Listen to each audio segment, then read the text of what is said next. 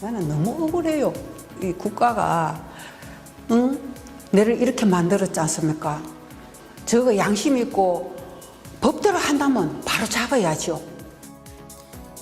지난 1964년 성폭행 위기에서 남성의 혓바닥을 깨물어 혀가 절단됐다는 이유로 붙잡혔던 최말자 씨. 당시 법원은 최 씨가 남성의 충동을 일으킨 도의적인 책임이 있고 장애까지 남겼다며 징역 10개월에 집행유예 2년을 선고했습니다. 이 과정에서 6달 넘게 구속되기도 했는데요.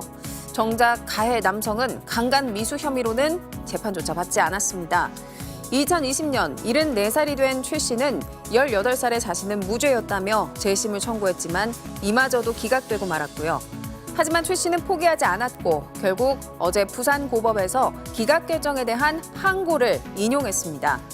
재판부는 진술서 내용이 상당히 구체적이고 일관된다며 형사소송법이 정한 적법적인 절차를 준수하지 않은 채 영장 없는 체포 감금이 이뤄졌다고 볼 여지가 충분하다고 덧붙였습니다. 지난 1964년 5월 한 지역 일간지 기사.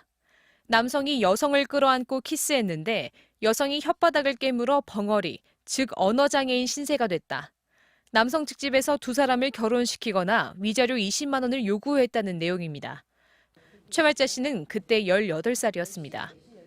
배우에 딱 올라타고는 내 양손을 잡는 거예요. 잡으니까 꼼짝도 못 하죠.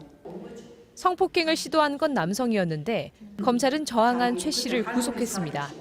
법원은 최 씨가 남성의 충동을 일으킨 도의적 책임이 있고 장애까지 남겼다며 징역 10개월에 집행유예 2년을 선고했습니다.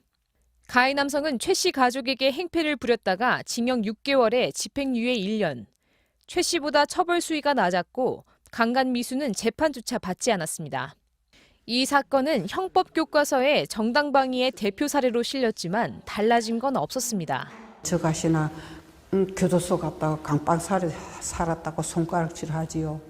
그 수모는 어떻게 말을 다 하겠어요. 3년 전 74살이 된 최 씨는 18살의 자신은 무죄였다고 법원에 재심을 청구했습니다.